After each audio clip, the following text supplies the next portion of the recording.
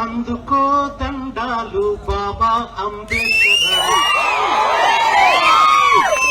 అందుకో దండాలు బాబా అంబేద్కర్.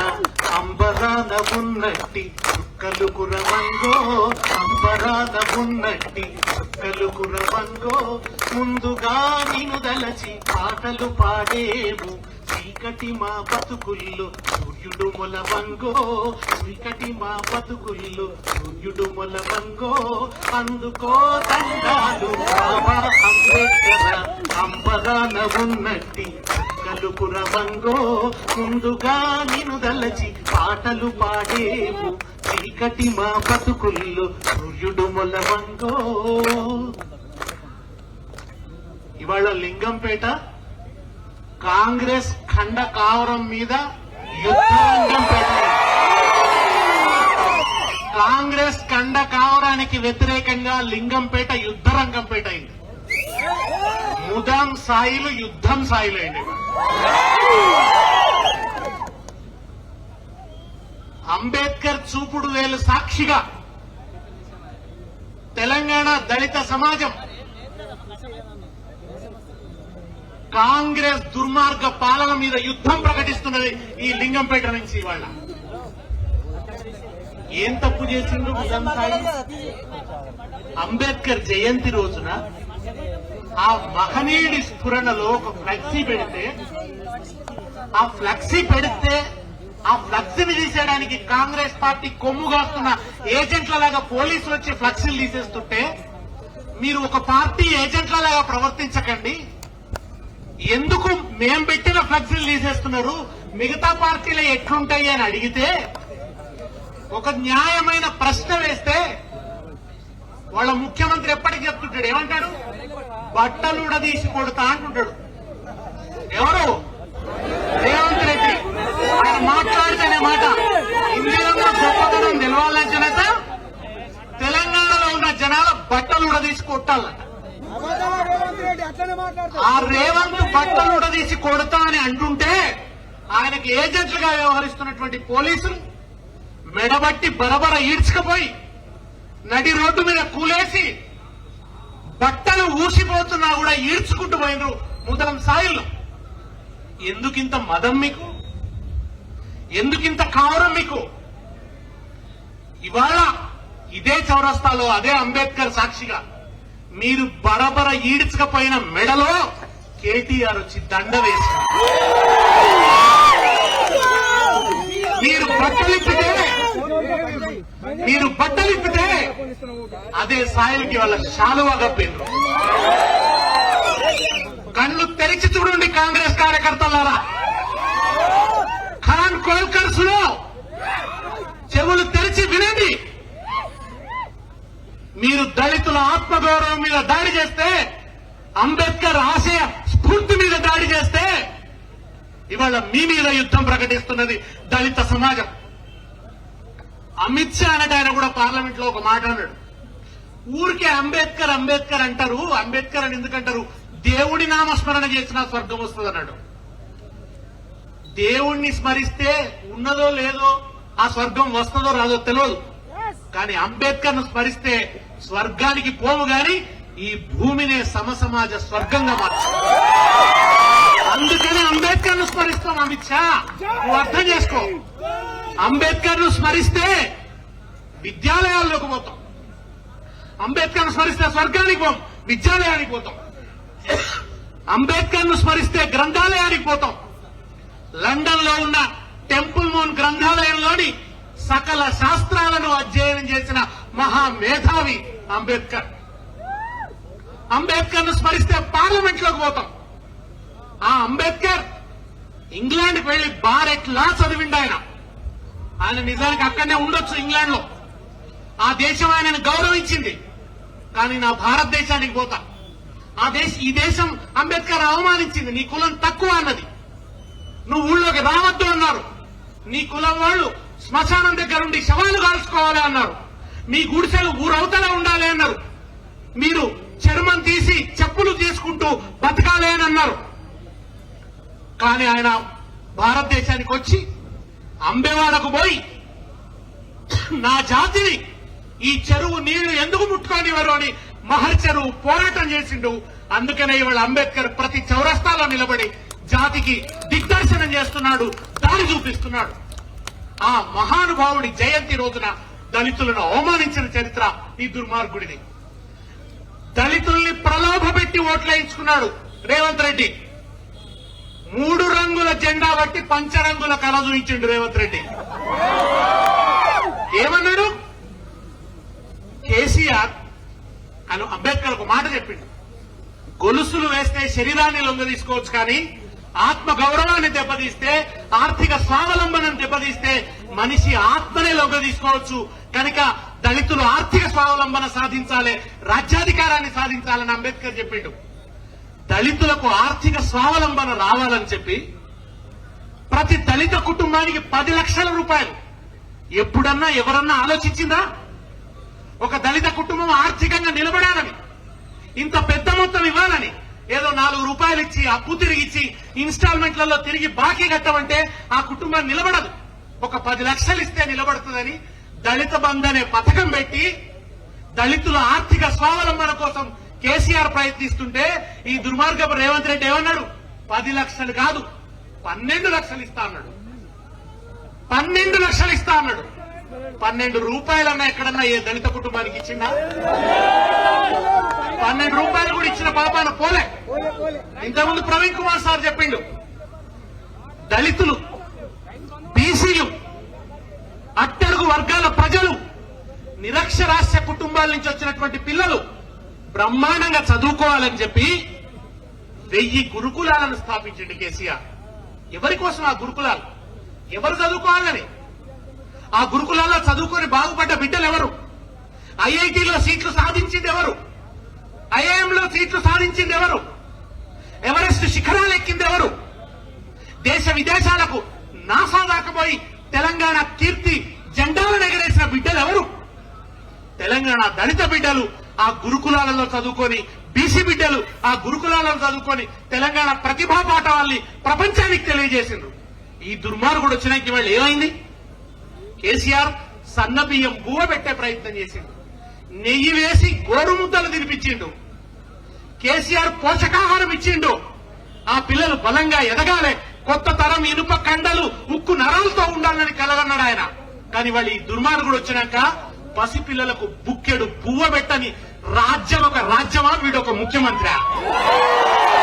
దళిత బిడ్డలకు బుక్కెడు బువ్వ పెట్టలేకపోతున్నా నువ్వొక ముఖ్యమంత్రివా? నీదొక పరిపాలన? కనీసం బుక్కెడు బువ్వ, పరిశుద్ధమైన బువ్వ, ఆరోగ్యమైన బువ్వ నువ్వు పెట్టకుంటే, బిడ్డలు చచ్చిపోతుంటే, వాళ్ళ అంత్యక్రియలకు పోతుంటే కూడా పోలీసులు అడ్డా నిలబెడుతున్నాడు ఈ రేవంత్ రెడ్డి. ఎన్ని వేల మంది బిడ్డలు చచ్చిపోయారు? ఇది అడుగుతున్నందుకేనా? టీఎస్ ప్రైడ్ ఏమైపోయింది? తెలంగాణలో దళిత పారిశ్రామికవేత్తలు ఎదగాలని, వాళ్లకు ఆర్థిక సహాయం చేయాలని, వాళ్ళ పెట్టుబడికి ధనం సమకూర్చాలని, వాళ్లకు కాంట్రాక్టులలో రిజర్వేషన్ ఇవ్వాలని కేసీఆర్ తెచ్చిన పథకం ఏమైపోయింది? ఎవరికి వస్తున్నాయి కాంట్రాక్టులు? ఇవాళ ఎవరు కొడుతున్నారు? ఎవరి చేతుల్లో? ఏ చంద్రబాబు నాయుడు తొత్తులకు వస్తున్నాయి కాంట్రాక్టులు. ఇవాళ చంద్రబాబు నాయుడు తొత్తులకు ఇస్తున్నాడు. ఇవాళ టీఎస్ ప్రైడ్ పోయింది. దళితుల కోసం పెట్టిన స్కీములన్నీ పోతున్నాయి. దళితులకు రావాల్సిన ప్రయోజనాలన్నీ మంట కలిసిపోతున్నాయి. ఇది ఏందని అడిగితే వెటకారపు దాడి. రేవంత్ రెడ్డి మాట్లాడితే నిలువెల్లా అహంకారం, మాట నిండా వెటకారం, భాషంత వికారం, తెలంగాణకు తీరని అపకారం. ఒక ఆయన ఒక టీవీ కొందామని పోయిండట. టీవీ కొందామని, మంచి టీవీ కొనాలనుకున్నాడట. అంటే ఎక్స్ట్రాడినరీ ఫీచర్స్, చాలా న్యూ టెక్నాలజీ. ఇప్పుడు ఏదైతే ఉన్న టీవీల కంటే కొత్త మోడల్ టీవీ ఒకటి కొందామని పోయిండట. పోతే అక్కడ షాప్ లో చూపించిండట ఆయన, ఇగో ఈ టీవీలన్నీ చూడు, ఇగో ఇది 5K రెజల్యూషన్, ఇది 6K రెజల్యూషన్, ఇది మరింత, ఇది దీని ధర ఇంత, దీని ధర ఇంత అని చెప్తున్నాడట. చెప్తుంటే అన్ని టీవీలు చూసుకుంటూ వచ్చిన తర్వాత ఒక దగ్గర ఒక పాత టీవీ ఉన్నదట, పాత డైనోరా టీవీ లెక్కున్నదట. ఈ టీవీ మాత్రం అన్నిటికంటే రేట్ ఎక్కువ అన్నాడట. అరే ఎందుకే ఈ టీవీ ఇంత రేట్ ఎక్కువ ఎందుకు? ఇది మామూలు పాత టీవీ లెక్కున్నది కదా, గంత పెద్ద కొత్త టెక్నాలజీ ఉన్న టీవీలకు ఉన్న దానికంటే దీనికి రేట్ ఎక్కువ అన్నాడు. ఇందులో ఒక ప్రత్యేకత ఉన్నది, దేంట్లో లేని ఫీచర్ దీంట్లో ఉన్నది ఏం చెప్పింది. ఏందా ఫీచర్ అని అడిగిందట. బ్రహ్మాండమైన ఫీచర్ అది, తెలంగాణ ప్రజలందరూ కోరుకుంటున్న ఫీచర్ అన్నాడట. ఏందట, ఏముందా, రేవంత్ రెడ్డి స్పీచ్ మొదలు పెట్టగానే ఆటోమేటిక్ ఆఫ్ అయిపోతుంది కదా. రేవంత్ రెడ్డి స్పీచ్ మొదలు పెట్టగానే ఆ టీవీ ఆటోమేటిక్ బంద్ అయిపోతుంది. ఏముంటాయి రేవంత్ రెడ్డి స్పీచ్ నిండా? అబద్ధాలు, పచ్చి అబద్ధాలు. బనకచర్ల మీటింగ్ కు పోనే పోను అన్నాడు. తెల్లారొక అక్కడి నుంచి గొలుసు గుంజిండు చంద్రబాబు. ఏమో ఎక్కువ మాట్లాడుతున్నాడు. తెల్లారొకలు ఉరికిండు. ఉరికి అక్కడ కూర్చొని బాంచని కాల్మొక్త ఏం చేయమంటావు? సంతకం పెట్టు, కమిటీకి సంతకం పెట్టొచ్చు. బనకచర్ల గోదావరి నీళ్లు రాసిచ్చొచ్చిండు. ఏమంటాడు, పాలమూరుకు పోయి, పాలమూరుకు కేసీఆర్ ఏమో అన్యాయం చేసిండట. ఏది పెండింగ్ ప్రాజెక్టులు పూర్తి చేసి, లక్షలాది ఎకరాలకు నీళ్లిచ్చి, తిరుగు వలసలు వచ్చేటట్టు చేసి, పాలమూరుకు ఇతర రాష్ట్రాల నుంచి వచ్చి నాట్లేసేటందుకు ఇతర రాష్ట్రాల వాళ్ళు వచ్చేటట్టు పాలమూరును అభివృద్ధి చేసిన కేసీఆర్ ఏమో అన్యాయం చేసిండట. చంద్రబాబు న్యాయం చేసిండట. రేవంత్ మాట్లాడతాడు. చంద్రబాబుకు విజ్ఞప్తి చేస్తాడు, అయ్యా మీరు సహకరించండి అని. సహకరిస్తాడా చంద్రబాబు నాయుడు? ఆ చంద్రబాబు పంపిన సంచులతోనే కదా ప్రభుత్వాన్ని కులగొట్టాలని చూసిండు. కరెక్ట్ చెప్పిండు. సంచులు పంపుతాడు, సంకనాకిస్తాడు. ఆ చంద్రబాబు దగ్గర సంతకం పెట్టొచ్చు.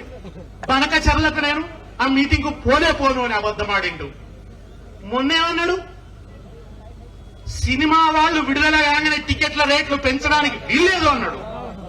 ఇప్పుడు హరిహర వీరమల్లు అనగానే రేవంత్ రెడ్డి గొంతులో ముళ్ళు దిగింది, వీరమల్లు ముళ్ళు దిగింది. ఇప్పుడు రేట్లు పెంచుకోవచ్చు. పవన్ కళ్యాణ్ అయితే రేట్లు పెంచుకోవచ్చు. పవన్ కళ్యాణ్, రేవంత్ రెడ్డి, చంద్రబాబు నాయుడు నుంచి మోడీ దాకా ఒకటే బంధం ఉన్నది.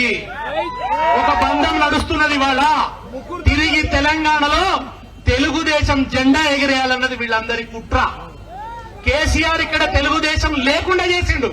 అందుకని కేసీఆర్ లేకుండా చేయాలని వీళ్ళందరి వాళ్ళ బదులుకొని చేస్తున్న దుర్మార్గం. ఆ దుర్మార్గంలో భాగమే ఇవాళ టీఆర్ఎస్ నాయకుల మీద పెడుతున్న కేసులు. 5,000 కేసులు పెట్టిండు. లగచర్ల గిరిజనుల మీద మొట్టమొదటి రాంగన చేసింది లగచర్ల గిరిజనుల మీద హింస. ఆ హింసకు అడ్డం నిలబడ్డాడని కేటీఆర్ మీద కేసులు. నీ దోపిడికి అడ్డం నిలబడుతున్నాడని ఢిల్లీ దాకా పోయి లగచర్ల లంబాడి తల్లుల్ని తీసుకుపోయి వాళ్ళని అక్కడ నిలబెట్టి వాళ్ళ కన్నీరు ప్రపంచానికి చూపించింది కనుక కక్ష కట్టింది కేటీఆర్ మీద. లేకుంటే కేటీఆర్ ఏం చేసింది?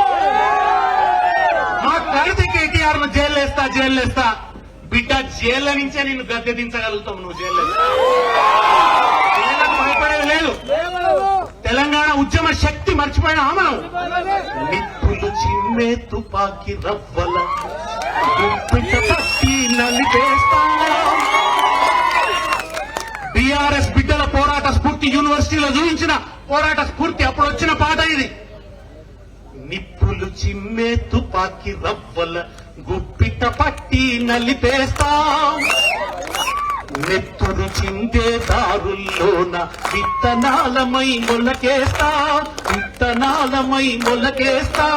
లాఠీలిరిగినవో గదాయి మానం, పిడుగులు పడినావో కదమలు దిప్పం. కష్టాలు నష్టాలెన్నెదురైన కార్యదీక్షలో తెలంగాణ జడివానా జై బోలో తెలంగాణ. ఇరుగల్ల గాయాల వీణా జనజాతరలో మన గీతం జయకేతనమై ఎగరాలి. ఝంఝామారుత జనని నాదమై చేగంటలు మ్రోగించాలి.